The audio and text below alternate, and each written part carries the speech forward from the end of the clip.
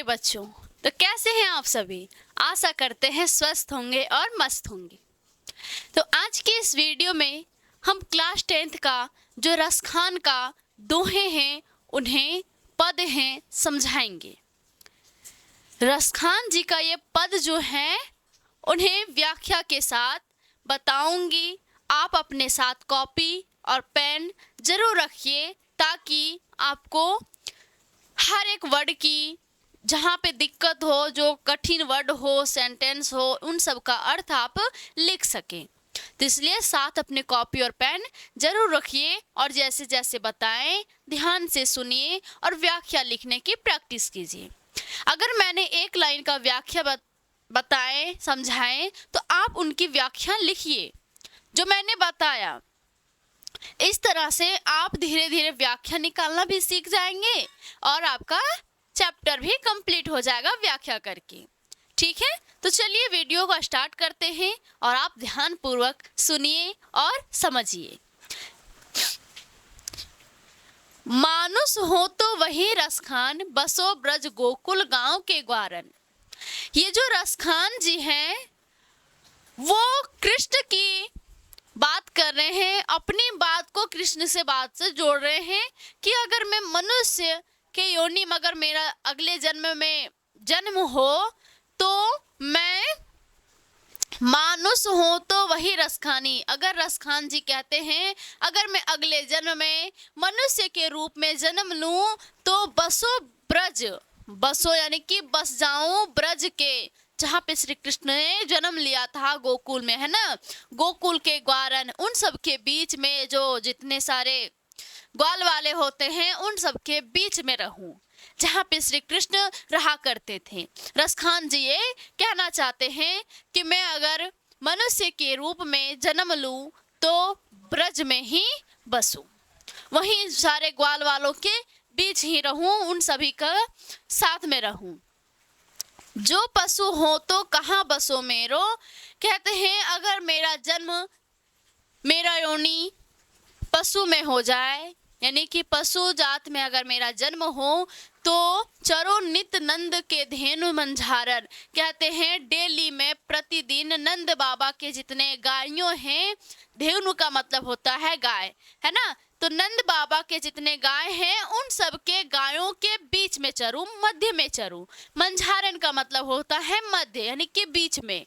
ठीक है, अगर मैं पशु के रूप में जन्म लूं, पशु बनूं अगले जन्म में, तो नंद बाबा के गायों के बीच चरूं। ऐसे करके रसखान जी कहते हैं पाहन हो तो वही गिर को, जो धर्यो कर छत्र पुरंदर धारण। कहते हैं अगर मैं पाहन, पाहन का मतलब होता है पत्थर, पत्थर का अगर मैं टुकड़ा बनूं यानी कि पत्थर बनूं तो धर्यो कर छत्र पुरंदर, उसी गिरी को यानी कि उसी पर्वत का बनूं जिस पर्वत को श्री कृष्ण ने इंद्र के गर्भ को, घमंड को चूर करने के लिए धारण किया था।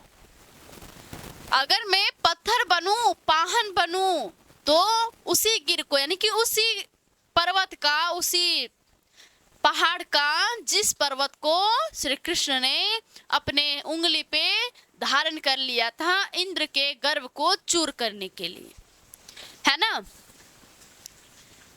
जो खग है तो बसो,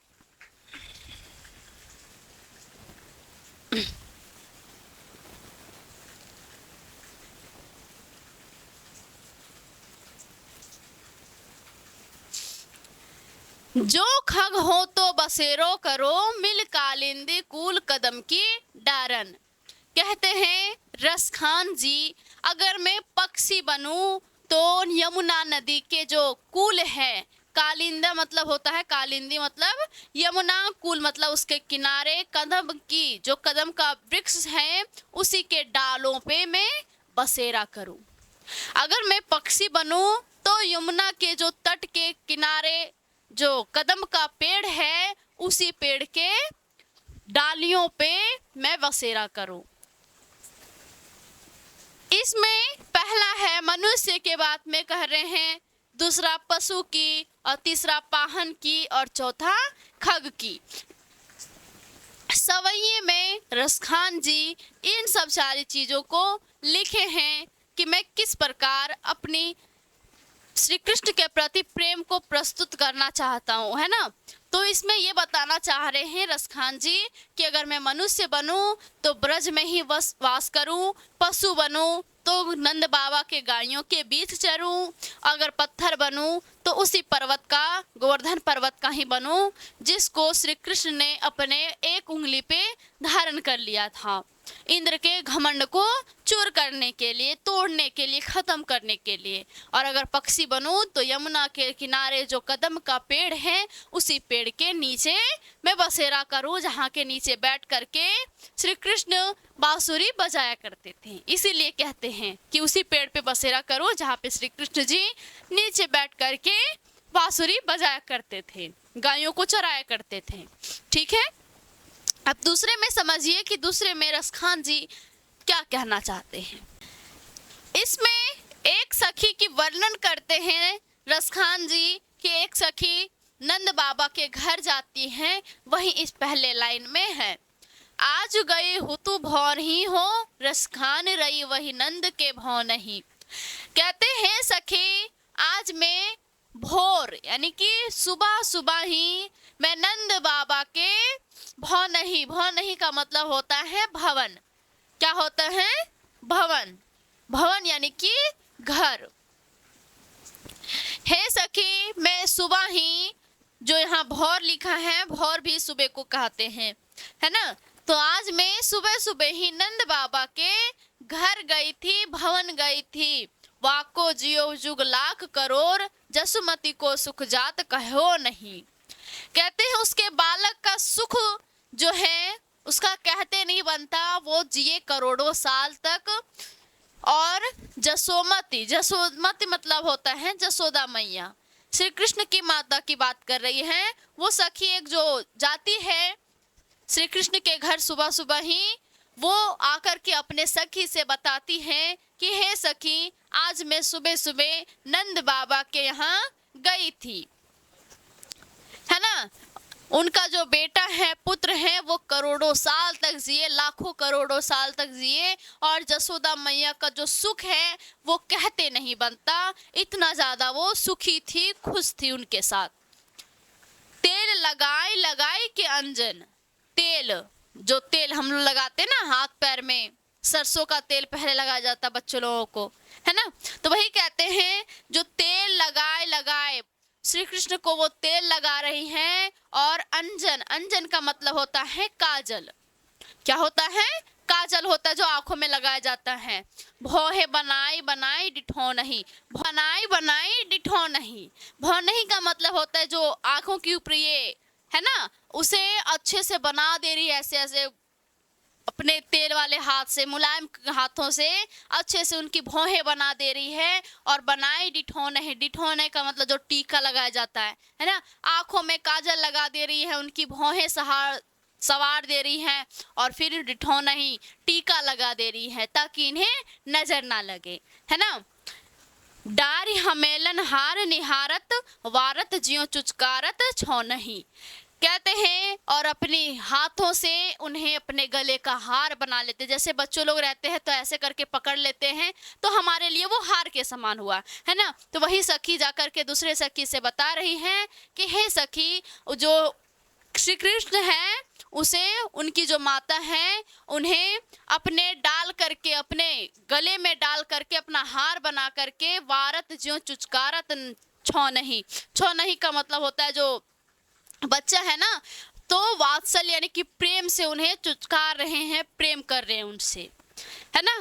अपने हाथों को उन्हें अपना हार बना लिए हाथों के मदद से, और उन्हें प्रेम कर रहे हैं, चुचकार रहे हैं। बच्चों लोग जो छोटे छोटे बच्चे होते हैं उनके प्रति बहुत ही प्रेम आता है ना।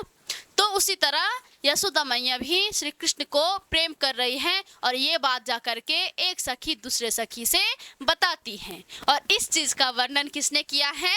तो रसखान जी ने किया है। समझ में आया? आप व्याख्या लिखे होंगे, वर्ड तो आपको बता ही दिए, जसुमती जसोदा मैया को, है ना। भौनही का मतलब होता है घर। डिठोनही का जो टीका लगाया जाता है, बच्चों लोगों को गोल गोल इतना बड़ा लगा देते हैं ना, वो वाली टीका। और भौनही का भौहे मतलब होता है ये जो तिरछी होती है आंखों के ऊपर वाला, है ना। तो ऐसे करके रसखान जी श्री कृष्ण की वर्णन करते हैं। और तीसरे में देखिए, उनमें तो और ज़्यादा मजा आएगा। तो चलिए तीसरे भी देखिए। तीसरे सवैये में देखिए कि रसखान जी क्या कहते हैं। धुर भरे अति शोभित श्यामज, तैसी बनी सिर सुंदर चोटी। यहाँ पे श्री कृष्ण जब छोटे होते हैं तब की वर्णन किए हैं रसखान जी। अब क्या किए हैं, इसमें बता रहे हैं कि धूल भरे, यानी कि धूल से भरा हुआ श्री कृष्ण जी। मिट्टी में खेलने में तो धूल ही तो लग जाती है, तो उसी तरह श्री कृष्ण जी जब धूल में खेल के आए होते हैं और उनके शरीर में पूरी धूल ही धूल रहती है, तो अति शोभित श्यामजु, श्याम का मतलब होता है श्री कृष्ण, बहुत ही सुशोभित हो रहे हैं, बहुत ही सुंदर लग रहे हैं। क्या हो रहे हैं, जब शरीर में उनकी धूल ही धूल भरी हुई है, वो श्री कृष्ण जी बहुत ही सुंदर लग रहे हैं। ऐसे करके रसखान जी बता रहे हैं।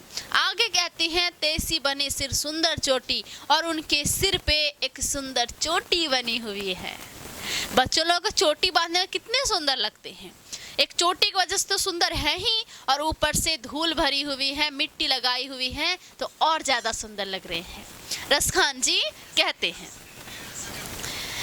खेलत खात फिरे अंगना, पग पैजनी बाजत पिरे कछोटी।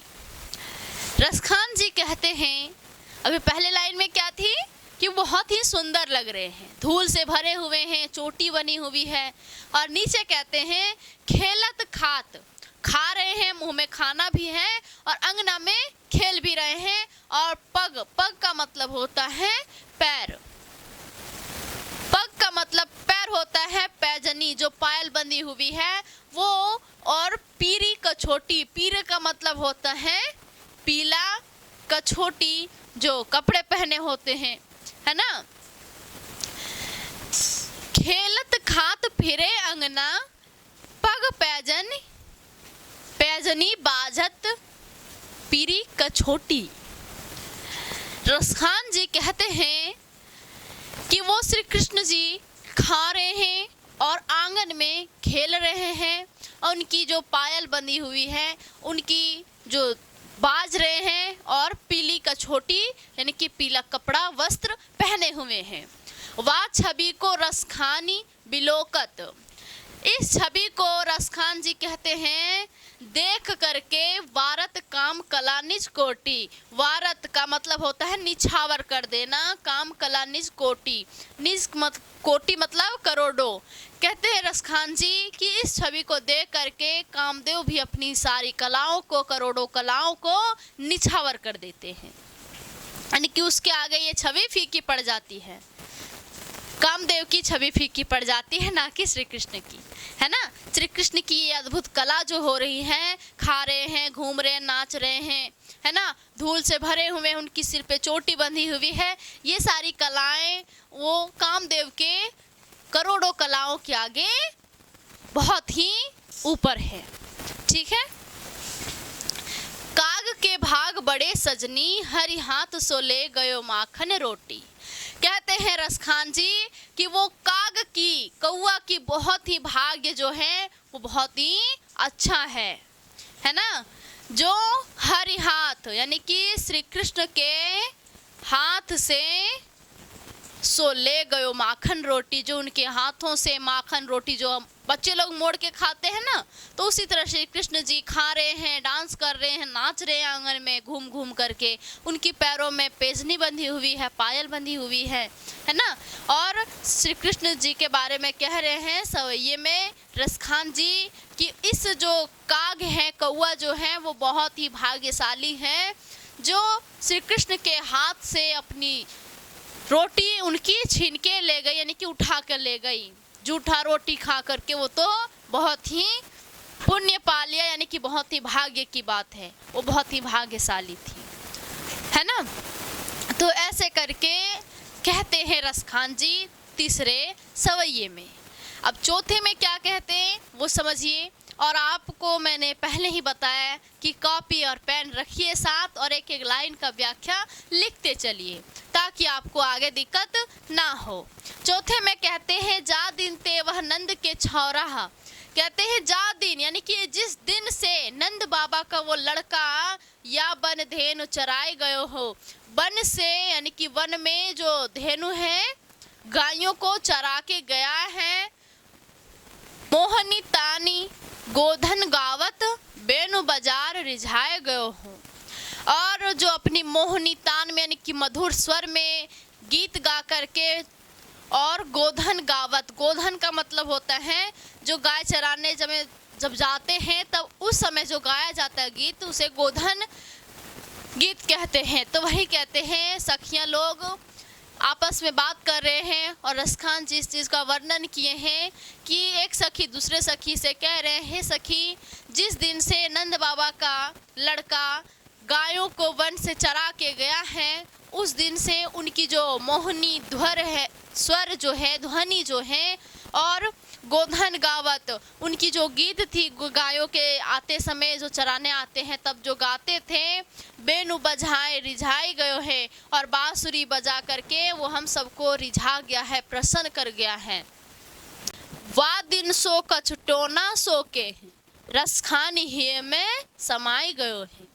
कहते हैं सखी उस दिन से ऐसा लगता है जैसे कुछ टोना किया गया हो।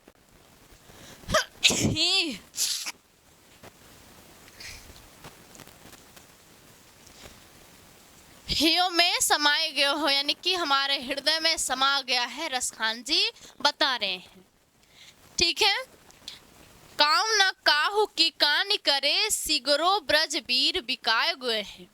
कहते हैं वो सखी दूसरे सखी से कि कोई भी किसी का नहीं सुनता है। ये ब्रजवासियों में जितने सारे लोग हैं वो किसी का कुछ सुनता ही नहीं है। ऐसा लगता है कि पूरा ब्रज ही श्री कृष्ण के हाथों बिक गया है। ऐसे करके वो सखी दूसरे सखी से कह रही है।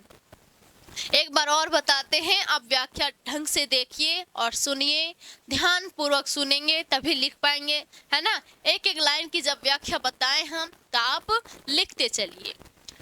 धूरी भरे अति शोभित सामुज तेसी बनी सिर सुंदर चोटी। रसखान जी कहते हैं कि श्री कृष्ण जो है उनके सिर पे चोटी बंधी हुई है, धूल से भरे हुए हैं, वो बहुत ही सुंदर लग रहे हैं, बहुत ही अच्छा लग रहा है। खेलत खात फिरे अंगना बग पैजनी बाजत पीरे कछोटी। और खा रहे हैं, खेल रहे हैं, पैरों में जो पायल बंधी हुई है, पीली कछोटी पहने हुए हैं। वह छवि को रसखानी बिलोकत। रसखान जी कहते हैं उस छवि को देख करके वारत काम कला निज कोटि। कामदेव भी अपनी करोड़ों कलाओं को निछावर कर देते हैं। काग के भाग बड़े सजनी हरि हाथ सो ले गयो माखन रोटी। वो कौआ का भाग यही बहुत ही अच्छा है जो हरि के यानी कि ईश्वर के हाथों से, नारायण के हाथों से माखन रोटी छीन ले गया, है ना। इस तरह करके रसखान जी इसमें बता रहे हैं। और चौथे में जो है वो जा दिन ते, एक सखी जो होती है वो दूसरे सखी से कहती हैं कि जिस दिन से श्री कृष्ण यानी कि नंद बाबा का पुत्र लड़का इस वन से गाय को चरा के गया है उस दिन से ऐसा लगता है। और उनकी मोहनी तानी जो वो गाते थे, स्वर मीठी स्वर में गाते थे, उसकी बांसुरी की जो ध्वर है, ध्वर कह दी जिस बांसुरी की मीठी स्वर है, ये सब हम सबको रिझा गया है यानी कि प्रसन्न कर गया है। ऐसा लगता है कि पूरा ब्रज ही बिका गया है, कोई किसी का नहीं सुनता है।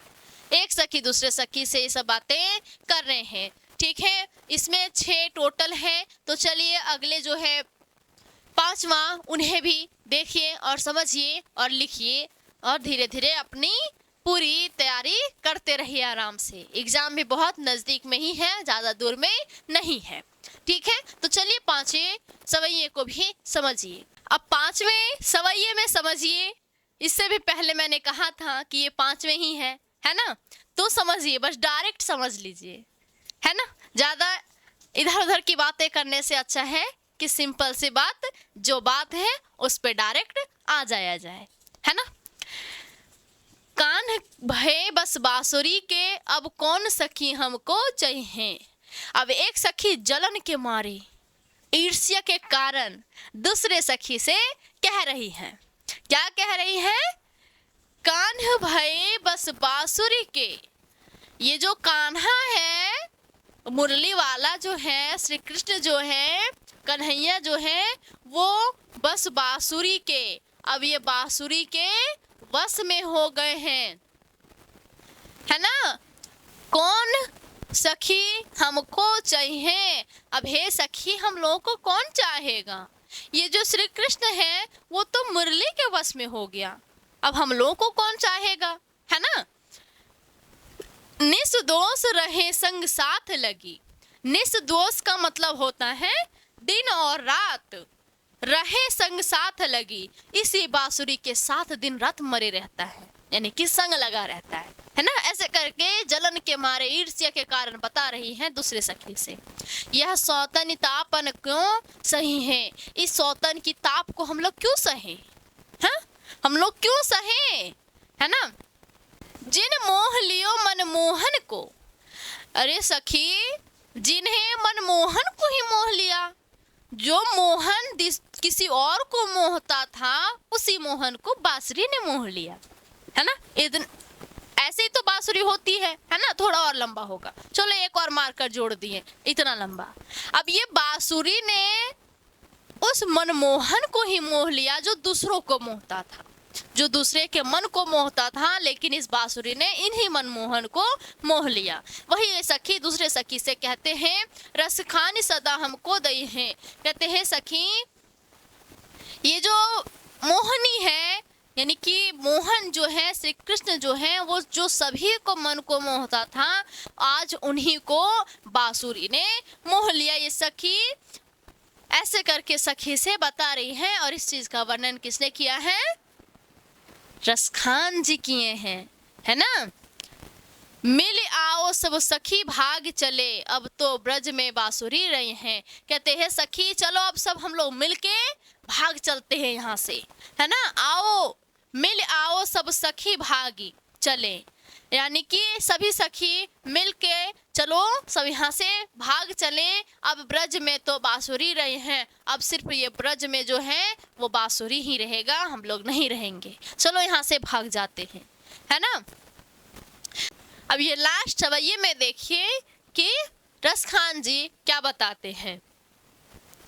मोर पखा सिर ऊपर रखियो, गुंज की माल गरे पहरूंगी, यानी कि वो सखी वही ईर्ष्या के कारण ही दूसरे सखी से ही बता रही है कि हे सखी, ये जो मोर पखा है वो सिर के ऊपर मैं रखी हूँ, यानी कि सिर के ऊपर मैं भी मोर पखा लगाऊंगी, और कुंज की जो माला है उसे भी मैं अपने गले में धारण करूंगी, पहनूंगी।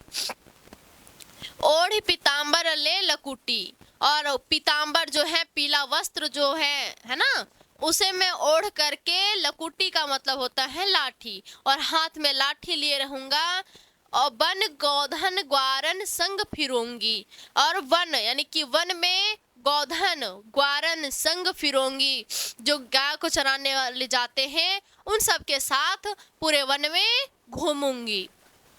भाव तो बोही मोरो रसखान सो तेरे कहे सब स्वांग करूंगी। कहते हैं रसखान जी कि मैं उनके लिए यानी कि सारा स्वांग करूंगी, सारी चीजें मैं सब कुछ करूंगी, लेकिन या मुरली मुरली धर की अधरान धरी अधराना धरूंगी। कहते हैं लेकिन ये जो मुरली है उसे मैं अपने धर पे यानी कि अपने अधरान धरी अधराना धरूंगी, अपने होठों पे कभी नहीं धरूंगी। मैं श्री कृष्ण जो जितने सारे चीज करते हैं सब कुछ मैं करूंगी, लेकिन जो उनकी बांसुरी है उन्हें मैं कभी अपने होठों पे धारण नहीं करूंगी। मैं पीताम्बर ओढ़ूंगी, गले में कुंज की माला पहनूंगी, पीला वस्त्र ओढ़ करके लाठी लिए पूरे वन में घूमूंगी फिरूंगी, लेकिन ये बांसुरी जो है उसे मैं अपने होठों पे कभी नहीं धरूंगी। ये सब सारी बातें दूसरे सखी से बता रही हैं, है ना। और इस चीज का वर्णन रसखान जीत ने अच्छे से किए हैं कि जब एक का मन कहीं और लग जाता है तो जो पहले वाले होते हैं इसी तरह परेशान होते हैं जिस प्रकार ये सखी लोग परेशान हो रही है। अब श्री कृष्ण उन्हीं के वश में हो गए, ज़्यादा लगाव मुरली से रखते हैं तो सखियां लोगों को अच्छा नहीं लगता है, और ईर्ष्या के कारण, जलन के मारे, है ना, बुरा तो लगता ही है ना। तो वही कारण से ये सखी दूसरे सखी से सारी बातें कह रहे हैं कि जो बांसुरी है वो तो श्री कृष्ण के ही वश में हो गया है, जो मन को मोहता था आज उसी बांसुरी ने उन्हें मोह लिया है। मैं इस किताब को नहीं सहूंगी, इसकी जलन को नहीं बर्दाश्त कर सकती हूँ, है ना। तो ऐसे करके रसखान जी बताते हैं। अब उनका जो दूसरा है वो है कवित। तो चलिए इसी वीडियो में आप कवित को भी समझिए और देखिए। तो चलिए कवित समझिए कि रसखान जी कवित में क्या कहना चाहते हैं, है ना। गोरज बिराजे भाल लहलही बनमाल, यहाँ पर भी श्री कृष्ण के ही वर्णन किए हैं रसखान जी, और कहते हैं श्री कृष्ण के बारे में कि गोरज बिराजे। गोरज का मतलब होता है जो गायों के पैरों से उठने वाली धूल, वो धूल। भाल, भाल का मतलब होता है माथा, ये जो मस्तिष्क है ना। लहलही बनमाल, गायों के पैरों से उठने वाली धूल से भरे हुए और अपना गले में जो माला पहने हैं वो बहुत ही लहलहा रही है। आगे गैया पीछे ग्वाल गावे मृदु बानी रे। आगे गैया यानी कि आगे आगे गाय चल रही है और पीछे पीछे ग्वाल। ग्वाल किसे कहते हैं? जो गाय चराते हैं। तो बहुत सारे लोग पीछे हैं और गाय लोग आगे जा रहे हैं, और गावे मृदु बानी रे, उसी के बीच श्री कृष्ण जी मधुर स्वर में गीत गाते हैं। तैसी धुन बांसुरी की मधुर मधुर जैसी, उनकी जो बांसुरी की धुन है वो गाते हैं, वो ऐसा लगता है जैसे बांसुरी की ही धुन हो। जैसी बांसुरी की स्वर थी, जैसी बांसुरी की धुन है ना, वैसी ही ये जो मधुर गीत गा रहे हैं स्वर में, वो भी बांसुरी की ही जैसी लगती हैं। बंक चितवन मंद मंद मुस्काने रे, और धीरे धीरे अच्छे से मुस्कुरा रहे हैं श्री कृष्ण जी बीच में, है ना, सभी ग्वाल वालों के बीच। कदम विटप के निकट ताटनी के तट, ये जो कदम है विटप, ताटिनी का मतलब होता है यमुना, तट यानी कि उनके किनारे जो कदम का पेड़ है उस पे क्या कर रहे हैं? अटा चढ़ चाहे पीठ फहरानी रे। अटा चढ़ यानी कि उस पे चढ़ करके जो पीला वस्त्र है उन्हें वो वहां से फहरा रहे हैं, है ना। पेड़ पे चढ़ करके अगर हम कोई कपड़ा डोलाएं तो कितना अच्छा लहराती है ना, लहरती है। उसी तरह श्री कृष्ण वहां पे चढ़ करके जो यमुना के किनारे, यमुना जो कदम का पेड़ है उस पे चढ़ करके पीला वस्त्र फहरा रहे हैं। रस बरसावे तन तापन बुझावे नैन, कहते हैं रसखान जी कि उन्हें जो देखते हैं अपनी नैनों से, उनके शरीर की जो ताप है, यानी कि जो दुश्मनी वाली ताप होती है, प्रताप है ना, दुख, वो सब रिझा जाता है, खत्म हो जाता है, बुझ जाता है। प्राणन रिझावे वह आवे रसखानी री, रसखान जी कहते हैं जो प्राणों को रिझाने वाले हैं वो आ रहे हैं। श्री कृष्ण के बारे में रसखान जी इतने प्यारे वचन, इतने प्यारे बताए हैं चीज, है ना, कि जो उनके गायों के पैरों से उड़ने वाली धूल है उनके माथों पे विराजमान है, और उनके गले में वनमाल है यानी कि वनों के फूलों से बनने वाली माला है, और आगे आगे गाय चल रही है, पीछे पीछे वो मधुर ध्वर में गा रहे हैं, और उनकी जो मधुर ध्वर में गा रहे हैं, स्वर में गा रहे हैं, ध्वनि में जो गा रहे हैं गीत, वो ऐसा लगता है जैसे बांसुरी की ही धुन हो, और वो चितवन यानी कि थोड़ा थोड़ा मुस्कुरा रहे हैं, मस्त लग रहे हैं, अच्छे लग रहे हैं देखने में। कदम विटप के निकट तातनी के तट, यानी कि यमुना के किनारे जो कदम का वृक्ष है उस पे चढ़ करके पीला वस्त्र फहरा रहे हैं।